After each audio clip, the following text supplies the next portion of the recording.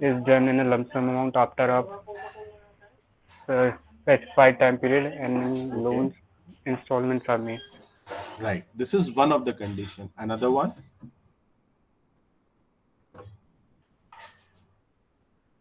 any guesses? Okay, no problem. So, guys, the difference that I was looking for, that the answer that I was looking for was, when you raise your money through a bond, you tend to raise the money in one go because there are costs associated with every time you are going about raising money through a bond. So, let's say if you need the money, the let's say in this case, we envisage the project cost to be 200. Now 60 is equity and 140 is something that is needed in the form of debt. And when you are raising that 140 through a bond, what would happen is you will get the entire money of 140 right at the day when you will be financial closing your project. Now, what do you mean by financial closing? Financial closing means that you speak or you get into an engagement with financial institutions that yes, there is an institution that we want to build. We are putting up 60 of as an equity, but we need another 140 in the form of a debt. You negotiate the terms and conditions with those financial institutions. I'll get into those terms and conditions a little later as to what they are. But financial closure means that date when you close your transaction with the financial institutions for raising a particular amount of debt for a particular project. In this case, that happens to be the 140 that we are speaking about. The day you get a term sheet from your lenders. What is a term sheet? I'll separately get into it. That yes, we are ready to lend you this 140, but we have certain terms and conditions. Those terms and conditions get elaborated in something called a term sheet. Term sheet is nothing but a piece of paper which is drawn up by the financial institutions, which tell you that yes, I'm ready to or I'm willing to lend you this much money, but for me lending this much money, there are certain conditions, and that you need to follow, like what would be the interest rate, what would be the debt service reserve account, what would be the debt service coverage ratio, how much money should you set aside, how would you pay your debt during construction, would the debt be paid or rolled up in the debt balance. So all these things are negotiated with the financial institutions at the end of financial close, and that is why it's a critical period, because you tend to close your deals with financial institutions who are ready to finance your project. Is that clear? Anybody has any doubt what a financial closure is? I'm ready to explain it in even more simpler language if it is needed. Please let me know if anybody is not clear what a financial closure means. Anybody? Guys, it's No, okay if even if you're wrong, it's okay. I'm keep listening to the same person again and again. I want this to be an interactive session. I can see a lot of people here. Please speak up. Even if you are wrong, I'm more than happy to tell you what is the right answer. But you have to interact, because otherwise everything would be like a college lecture, and I don't want to make it this a college lecture. I want to make it an interactive session where you learn a practical skill. So please let me know if somebody is not able to understand what a financial closure means or a financial close date means. Yes, sir, understood. Understood? Everybody is clear what a financial closure means. It's like when you want to buy a new house, bank asks you that you have to put up some equity. Yes, I'll be able to finance up to 80% of it. And the day you get that letter from the bank that yes, I'm willing to provide you 80% of the money, that date is called financial close, because you have financially closed your project with the help of a financial institution that yes, I am willing to lend you 80% of the project value for going ahead and building this project. Now, the difference between a bond and a senior loan that you get from a financial institution or a bank is, when you borrow money through a bond, you get the entire money on day one. That is, if you are raising money through bond, you will draw down the entire 140 on day one of your financial close. However, with senior loan, what happens is bank generally extends you a facility in which they have set aside a sum of 140 to be used by you, but you do not have to draw the entire money on day one, and you can draw down that money on the basis of the amount that you need on the basis of your construction requirements. Now, why would it be? So let's say if you are borrowing the entire money on day one, you would have to pay the interest on the entire money from day one. But if you are raising money through senior loan or bank loans, you will only have to pay the interest on the proportionate amount of debt that you have drawn from the financial institutions. Is that clear? Yes, sir. Guys, is that clear? So what do you think, Akshita? On the, if I have to ask you, what is the difference between a bond and a senior debt in a simpler term? If you are in my position, what do you think? How would you explain what a bond and a senior debt is, or a bank loan is? So, bonds are basically the debts that are raised. Hello? Yeah, Akshita, please speak up. Please go Yes, ahead. sir. Bonds are basically are an instrument, you can say, that can be in a mutual fund or can be in a Mm, private investing, where people can give loan to a company or a government so they can get a better return. okay, so you are talking it from an investment point of view. Let's say if you are a project finance consultant, what do you think would be the difference between a bond and a bank loan that you would need to finance your project? What do you think? I can see Prakriti, I can see Nitish Mishra, I can see Kunal Vashisht. Anybody wants to take a tack at it? What is the difference between a bond and a bank loan? Kunal, would you like to take a tack at it?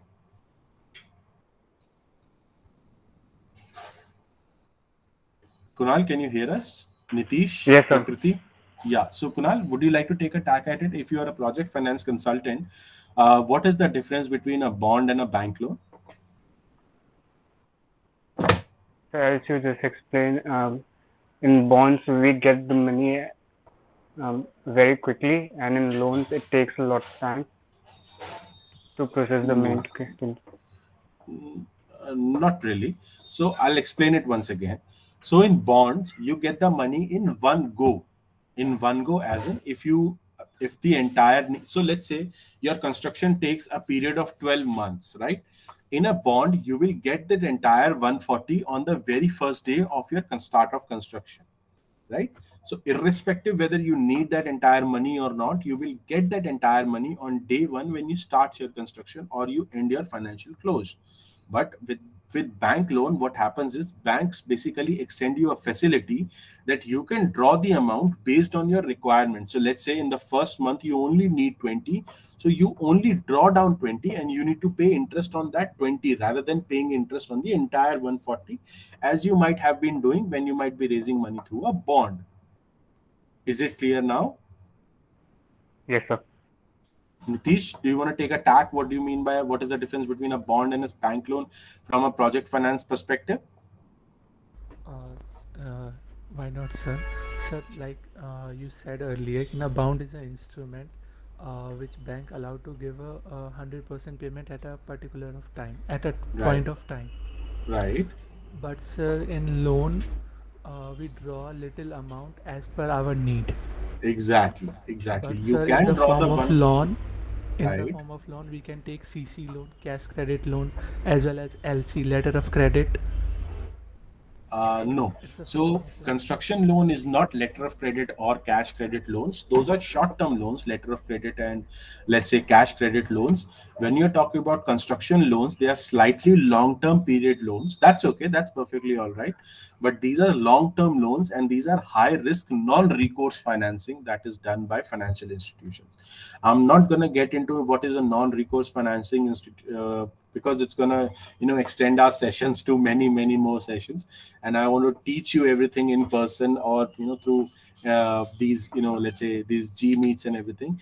So what happens is these are long term loans because these projects tend to take a lot of time, right from the idea, from the period of your ideation to conception to construction to operation. So let's say if government, as you might have heard, you might be hearing that NHAI wants to build several more new national highways. Now what happens is they tend to hire independent consultants, like the likes of Acom or Ramball. These are different independent consultants. These are the companies that you can Google search what they do. These are the consultants that are hired by NHAI. One for technical, that what is the kind of soil that we have, how would we need to build the road, how deep would we need to go, and create the soil bed in such a way that a proper road can be created. Once that is done, they hire another set of independent consultants, which are traffic consultants, that whether it is even advisable to build a road in such a area or in such a stretch. Do we have sufficient amount of, let's say, traffic in that area that justifies the cost that NHI would have to bear for building a new particular road? So as you must have, I'm sure all of you must have traveled from Delhi to Noida. There's a D&D expressway that used to be there earlier. Has anybody seen that D&D highway that we used to pay the toll at? Yes, sir. Yeah. So earlier, the company, you might have heard the name ILFS, that got bankrupt in September 2019. ILFS was the one which was operating that toll plaza and collecting toll from the people who were using D&D expressway. So what happened was, government of India or state governments, depending upon whether it's a state highway or a national highway, comes up with an idea that yes, we want to build a new road, and we would allow the person who is building the road to charge toll from people who will be using that road. So first you come up with an idea, then you come up with a conception in which you create the project finance reports, the feasibility reports, the pre-feasibility reports, the financial closure reports, everything. Once that is done, you get into a construction phase where you actually start constructing that particular road between the two patches or the two origin and destination.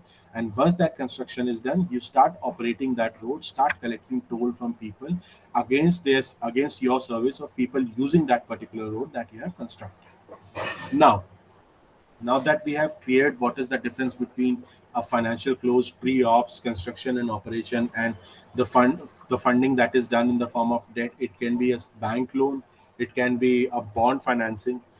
The second portion of that finance, now I'll move to the second part of, let's say, this project timeline. Now, like I said, the most important part in any project finance model is the timeline, that how much time frame are we setting aside for pre-ops, how much time would it take for us for financial closure of the project, how much time would it take for us to construct this entire particular asset, it could be anything, and for how long would we be running this project or operating this project. Now, this period for which you would be operating that asset or operating that project is something called concession period,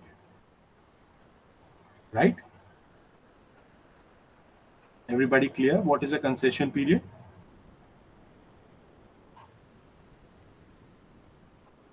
Guys, yes, no, maybe? Yes, sir. Okay. So, what do you think, Deepak? Let's say if I am telling you that, Deepak, you have this entire project for 30 years. It will take 3 years for you to build this project. So, what is the rest of the concession life that you would be remaining with?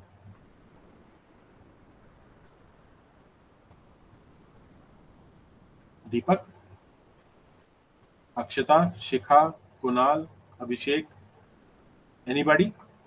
Let's say there is a 30 year project that has been provided to you by, let's say, government of India. It will take 3 years for you to construct. So what is the concession period that you would be getting in this entire project to operate the project?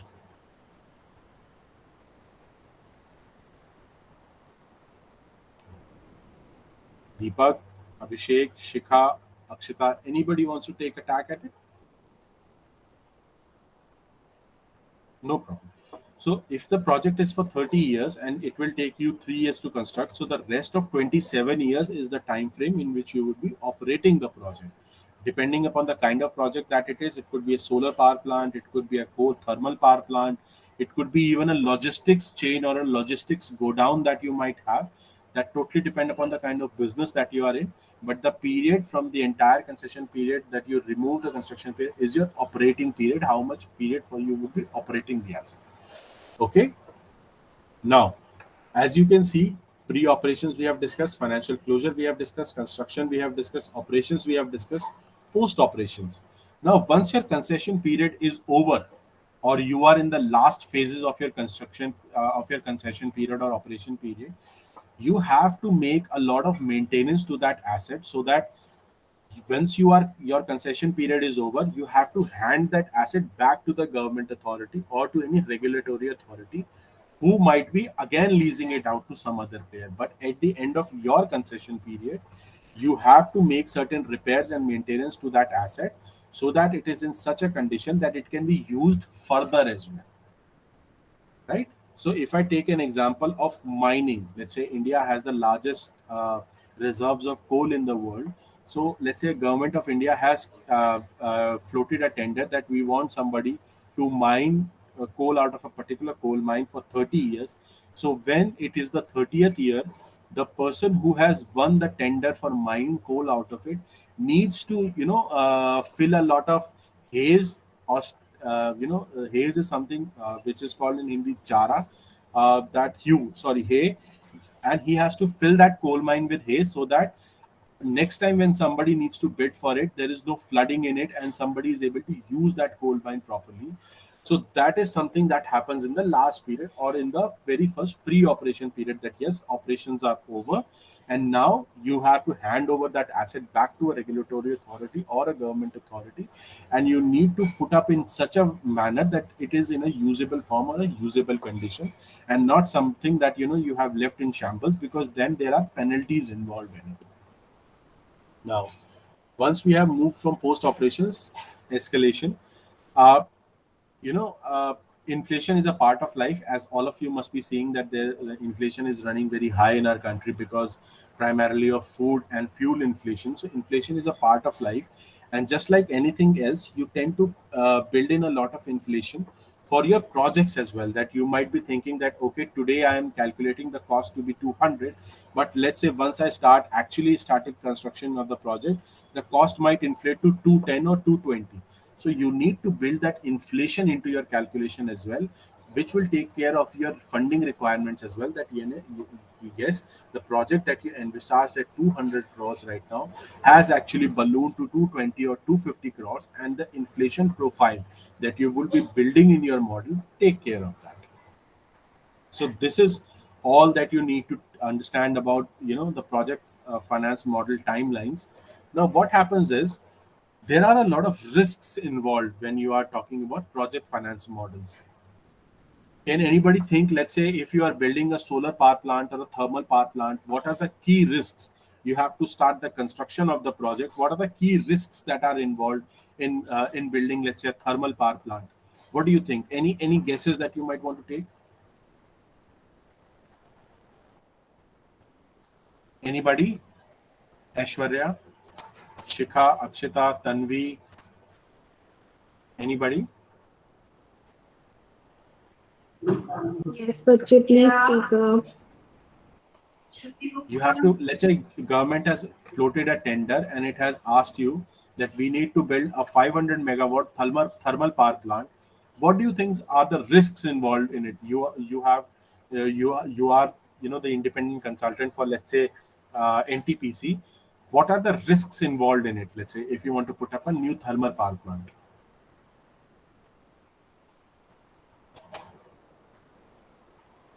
Guys, anything that you can come up? What are the risks involved? What do you think? Just think about it. Think as an independent consultant, what do you think are the risks involved in it?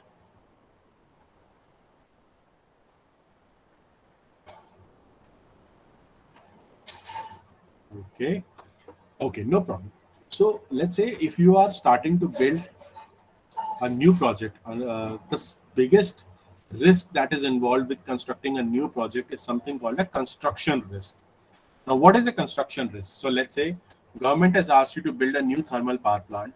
You will need a lot many things, but the first and foremost thing that you need is clearances, land, proper resources, labor, and material that is required to construct the entire thermal power plant. Now, what do you mean by construction risk is, if because of any XYZ reason or any contingency, you are not able to, and again I'm repeating, you are not able to gather these resources because of any XYZ reason, that people are not willing to sell their land, you are not able to get the building material that is required at an appropriate cost. You are not getting the required number of labors that is required to build a power plant.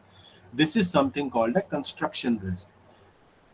All the independent concessionaires want to look at concession risk very, very closely, and that is why you might be seeing that the timeline that we have built here in the form of construction timeline is a monthly timeline, because they want to keep a check in terms of how much risk are they taking and what should be the risk mitigation strategy. See, in any project, just like in life, there can be no, elimination of risk. All you can do is mitigate risk with the help of proper strategies that you might incorporate. So that is why when you are building a project finance model, the construction phase tend to be in a very, very minute detail, because the concessionaire wants to understand if there are any construction risks, because until and unless the construction is not over, the asset would not be in a proper, shape that he can start running it and generate revenues out of it. So construction risk is the most important risk that you would be bearing in a project finance model, and you want to understand in very small detail as to what all are the line items that could have an impact on your project, and you want to study it deep in a very, very deep detail, so that you can have proper risk mitigation strategies in place. Is that clear? Is the, Guys, are we understanding what I'm trying to tell you or teach you here? Before we get into creating an actual model, you really need to understand the nuances and the descriptions of what we are discussing today. So what all I have, what all things I have spoken about today, are you guys clear about it, what I'm teaching? Because I don't want this to be a monologue. I want you guys to learn and extract as much as you can out of me. So are we understanding what all we have discussed today? Yes. Can you please be a little louder? I couldn't hear you. Yes, sir. I'm hearing the same voices again and again. I can see there are 31 participants. Any other person? Nobody has any doubts about anything that I have taught so far? Everything is clear? Shikha? Tanvi? Akshita, Aishwarya, I'm sorry guys, I'm taking your name because your names are coming as thumbnails. I don't have any intention of particularly taking your names. It's just that your names are coming as thumbnails. So everything is everything clear that we have discussed today, Aishwarya? Yes, sir. Everything clear? Rahul, is everything clear that we have discussed so far?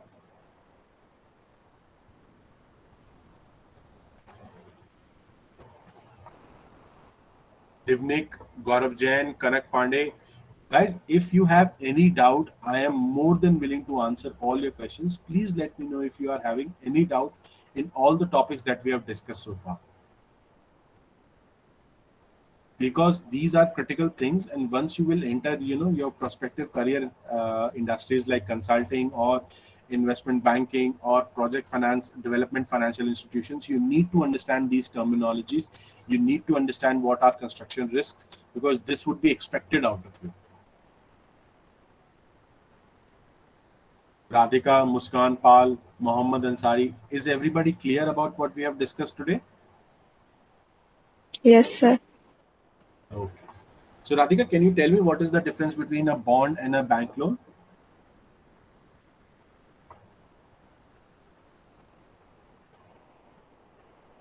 Radhika?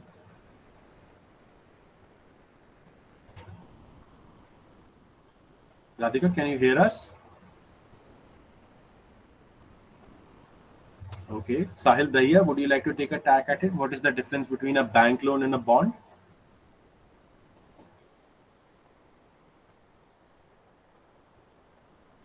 Shivani? I see two Shivani. Shivani Jindal, Shivani Sharma. Anybody wants to take a tack at it? Yes, sir.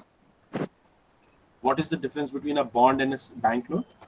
Sir, if we talk from the perspective of a consultant, financial consultant, uh, uh, if you want a bond, if a person wants a bond and they want the money in sum, मतलब जो bond होते हैं उनमें एक ही साथ में सारे पैसे आ जाते हैं, एंड जो लोन होते हैं they are quite a sophisticated way to get the money, and they provide this facility of giving just the amount you want.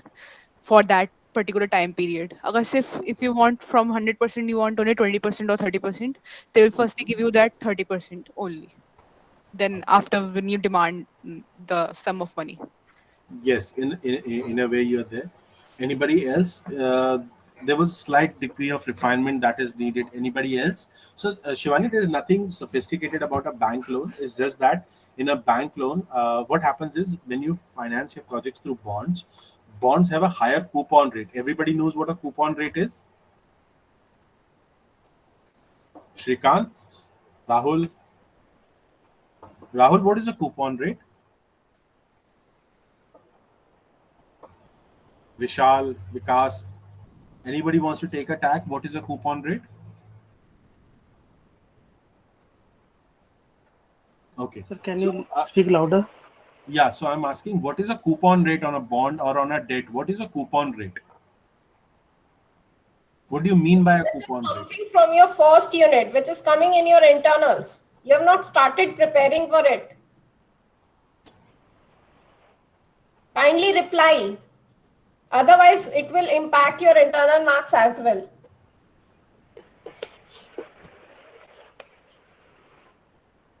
Okay, no problem. So, guys, coupon rate is the interest rate that is charged by financial institutions or banks on the debt that you are raising from them.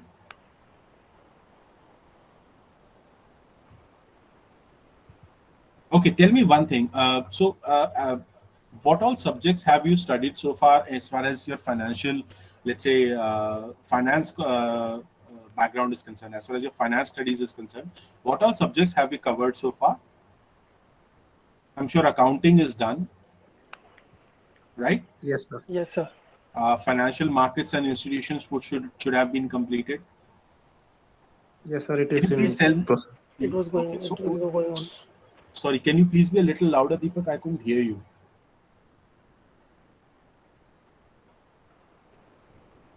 Sir, basically, financial market and institution is now Okay. going on. Going on. Okay. So what all subjects have you already completed?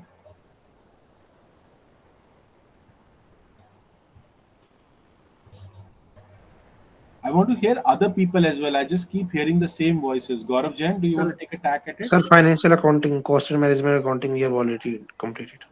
You have completed. And any other subjects besides these?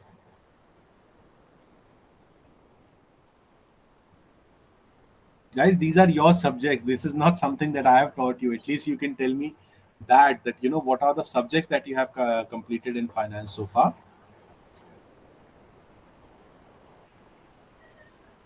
Aishwarya, can you please tell me what all subjects have you completed so far in finance?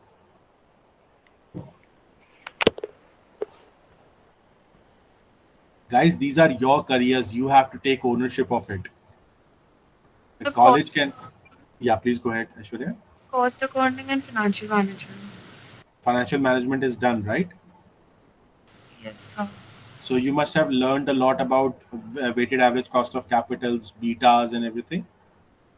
Yes. Sorry, Yes, sir. Yes, you sir. have learned all that, right? So let's just let's just keep project finance aside for a second. What do you mean by a beta? And I'm not trying to grill you. I'm just trying to figure out, what is the base that I should consider while starting these courses with you. So what do you understand by a beta? Let's just try and make this as an interview session. So you are sitting in for an interview, let's say at Capital IQ. I believe Capital IQ comes to the college, right? Guys, yes, no, maybe. Guys, my purpose is not to sell you this course. My purpose is to prepare you professionally. It's just that my area of expertise is financial modeling, mergers and acquisitions, project finance. So I'm preparing you for that. So It's it is a perfectly all measure right of if you are stock volatility. okay. So risk attached to the stock basically measure the how much risky the stock or the security is. Okay. And how do you measure that riskiness? How is that beta calculated?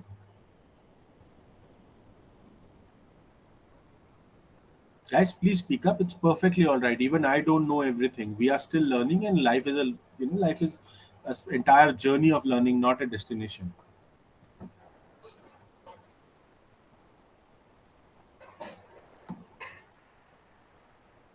Shikha, how do you calculate a beta? Shikha, can you hear us? Guys, I want you to remove your, I want you to unmute yourself first of all. Except for the faculty members, unmute yourself. Okay.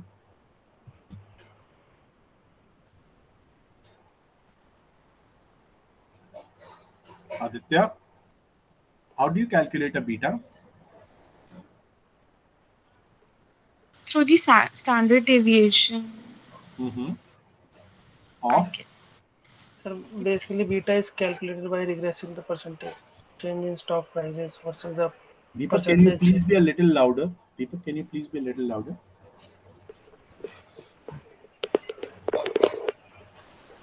Sir, beta is also calculated by regressing the percentage. Regressing the percentage. Yes, sir. Change in stock prices versus the percentage change in the overall stock market.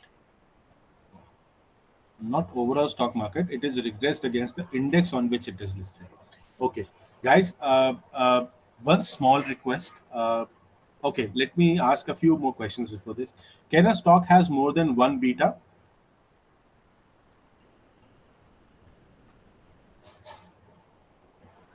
Chandan, would you like to take a tack at it? Can a stock has more than one beta? So then it will show that the volatility is high. No. Volatility is high when your beta is more than one. What I'm Yeah. asking is, can a stock has or can a script has more than one beta?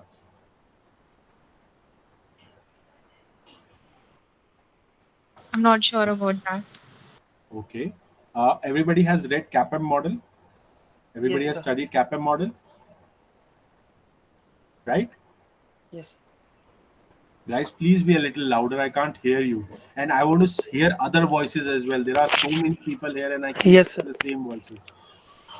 Guys, I request you to please unmute yourself. Ayushi Dua, Aarti Chaudhary, Aman Dhawan, Akshita Mittal. Guys, this is for you. Even if you don't want to take a course, that's perfectly all right. But you need to be very clear about your concepts when you're going in for your interviews, because these are the tricky questions that are asked. Can there be more than one beta for a same stock?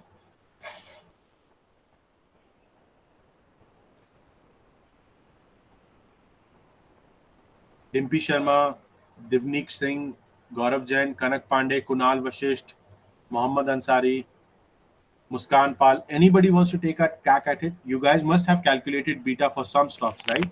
You must be getting the daily closing price of the stock versus the daily closing of index, and you must be calculating the beta for it, right?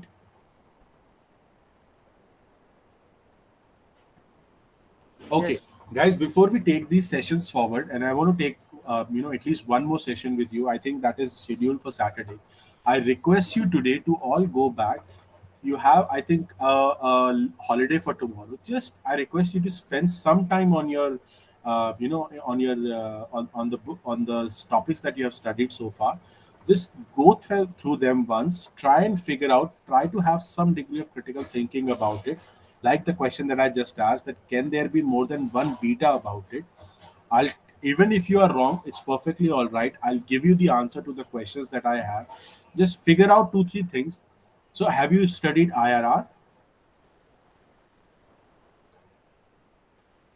Guys, have you studied IRR and NPVs? I think that is taught in financial management, right? IRRs, NPVs. Yes, sir. Yes? Okay. So I request you all today to go back to your books, refresh them all. I think financial management, yeah. Go through that financial management book. I think there's a white color book that from which it is taught. I don't remember the author of it. Go back in it, read these concepts, and read it with a critical mindset that yes, except for what is being taught right now, can its application more than be what it is taught? So let's say, okay, I'll give you the answers as well, but I still want you to go back to your books and read these stuff once again rather than just clearing an exam. I want you to understand it, why it is important, what it is done, because these things have been evolved over a period of time by different academics, and you need to understand the criticality of it, the application of it, rather than just for clearing an exam. Go back home today, read these stuff through once again, and we will connect back on Saturday. And I want the answers from you before we start that day's session, because that day's session one is going to be a slightly longer one. I want you to go back and refresh your concepts about beta, both levered and non-levered. IRR, what is an IRR, what is an NPV, why it is called an IRR, why is it called an internal, what do you mean by an internal rate of return? When you use the word internal, what is the importance of that word internal in an internal rate of return? So what we'll do, we'll come back, we'll circle back on Saturday on at the same time, but I want you guys to go back home and refresh your academic books that you must have studied in your first and second semester. Go through these concepts, because I'm telling you, these are the trick questions that get asked in an interview. My intention is not to sell you this course. Yes, it's part of the package, but I want to groom you guys, so that when you sit in an interview and you are asked a trick question, you should be more than confident to answer those questions confidently and correctly. Okay. Yes, sir. Okay, so let's do one thing. Let's end today's session here. Madhu ma'am, Latika ma'am, I have requested the students to go back home and just revise their concepts once that they have studied in first and second semester. We'll keep the Saturday session slightly longer, I think. And guys, I request you to be present, even if you don't want to take the course. That's perfectly all right. Even from an interview standpoint, I'll try and brush up your skills. I'll try and groom you a little bit, so that you are able to answer those tricky and difficult and typical questions that get asked in an interview. So I request Latika ma'am and Madhu ma'am, let's end today's session here. I have requested the students to go back and revise their concepts, and let's circle back on Saturday at the same time. But let's keep Saturday's session a slightly longer one, let's say for 2 hours at least. Sure, Tushar, sure, that can be done. And I really, really, really hope that they take benefit out of this entire workshop, to build a better profile for themselves. Sure. And you surely have given them a lot of food for thought in today's lecture. Thank you, Tushar. Thank you. Thank you, man. Thank you. So, guys, I humbly request all of you, again, even if you don't want to take the course, it's perfectly all right. That is not the intention here. But please go back and study the concept that you have already been taught in your first and second semester. Let's circle back on Saturday. Let's start with these questions that we have discussed so far and the topics that we have discussed, and take this workshop forward. All right? Yes, sir. Do I have your word, all of yours word for that on Saturday? Would I be seeing the entire full house? Yes. Okay. And guys, please be a little confident about what you have started. You have put in an entire year's effort into it. Please be a little confident about it. Because if you're not confident about it, interviewer is exactly looking for the questions that he can trip you over. So please be a little confident about it. And the confidence comes from the knowledge and your confidence in your knowledge. So go back home, revise your concepts. It's perfectly all right if you're not able to answer that questions. We can circle back on Saturday and we'll have a slightly longer session. I would have loved to have it in person, because then it would have been a slightly better connect with you guys. It's just that we are just thumbnails to each other on this Google Meet. But yes, let's circle back on Saturday and let's have a slightly longer session. Let's try and answer these questions that I've raised today. Okay? Yes, sir. And I want a higher participation. I don't want the same people answering all the questions again and again. I want everybody. Guys, you have paid your hard-earned money for this course. You must have thought it through. I want everybody to answer these questions rather than just a few people who keep same people answering, because everybody has to sit for an interview, not just these few people. Okay? Yes, sir. Yes, sir. Ma'am, I request you to have a word once I exit this, this meeting, so to speak. I want to request you to have a word with students, so that you are able to guide them slightly, because I am not, abreast with the latest curriculum that is being followed for the MBA program. Just help them brush it up a little bit, so that they are more prepared for Saturday's, let's say, session. Sure, Tushar. Thank you, ma'am. Okay, everyone, let's circle back on Saturday at 12. Yes, At sir. 12. Thank you so much, Thank you Tushar. so much, sir. Most And welcome. yeah, please, ma'am, go ahead.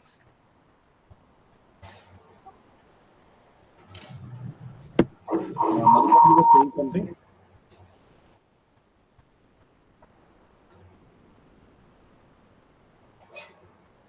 Hey Tushar, I was saying that thank you so much for reminding all these students how much it is important. Even though your semester is over, you have no choice that you can forget the entire syllabus which you read. Because Yes. ultimately, you need to grab an opportunity in finance. You have taken the finance, so you cannot take it like just casually and forget all the concepts. You need to answer in the placement interviews, and there you need to know the concepts. And here, Absolutely. thank you, Tushar, for raising all those questions which are very important from the placement point of view, from the interview point of view. And now they should also go through all the financial management's PPT and the concepts which they read. And let me remind the book. I think, Tushar, you were talking about R.P. Rastagi or Yes, S.N. yes. Maheshwari. RP Rustagi was the one Yes, sir. that we Yes. were talking RP about. Rastagi. White color book. I Yeah. still have it. I still have my copy of it. Yeah, even I follow that book because it has given all the concepts in a very well way. Basic So I would financial request management. everyone, please go through that book. That is one important subject for getting and grabbing a good opportunity. And whatever question Tushar asked from the financial management, they were from the cost of capital, risk analysis, and your capital budgeting. So you need to go through those slides, and I think you need to go through all the slides of financial management and from the book which Tushar suggested, because it is a very good book. So kindly go through that and prepare yourself. I would expect that on Saturday you will be facing you will be there like you are facing an interview, and you should be very confident while answering. So students, can I Yes, expect ma'am. that? Yes, ma'am. Yes. We hope so, ma'am. Yes, ma'am. Then I hope so too. Guys, see, you need to understand one thing. See, and I'm not saying it because uh, I'm in corporate right now. You need to understand that the landscape is very competitive, and at least I in a day at least screen 30 resumes, and you really need to be at the top of your game to be shortlisted. Because if I am looking at 30 resumes a day, and apart from the work that we have to do, and we have 6 more people in our team who, if I am assuming looking at the same number, so you can see we are almost looking at an entire batch in a day. So you really need to stand out. You really need to be at the top of your game. MBA is not about just gaining a degree or adding a byline on your resume. It's all about having those particular critical skills set. It's just that what happens in colleges, we tend to think that just because we have read this or studied this, that is enough. It's not. It's nowhere close to what is used in the real world. You really need to be at the top of your game in academics, because we do understand that you might not have a professional understanding of things and the commercial understanding of things, but we really need to be able to count on you as far as the financial aspects of it is concerned, because we do not have the luxury. No company today has the luxury to make you sit on a bench and give you a thorough training. Everything is an OJT, that is on the job training, and for that you need to have a job for getting that training. So you really need to be at the top of your game. I would again request you, go back home, read your books properly, go through them again and again, especially for those subjects that you want to build your career in. Don't do an MBA just for the sake of having it on your CV. Do it because you want to learn something and make something out of yourself for that.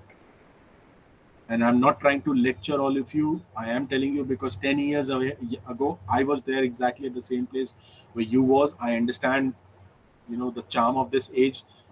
That's why I'm requesting you again and again. It's still 35 that you can push yourself and learn new things.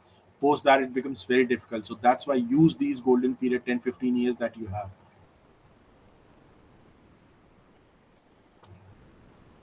Yes, sir. All right, so I'll see you again on Monday, on Saturday at 12. Thank you, sir. I hope to see a larger crowd there. Okay. Yes, Yes, sir. Tushar. Yeah. Okay, thank you everyone. Thank Thank you. you. Take care. Thank you, Bye sir. bye. And see you all students on Saturday.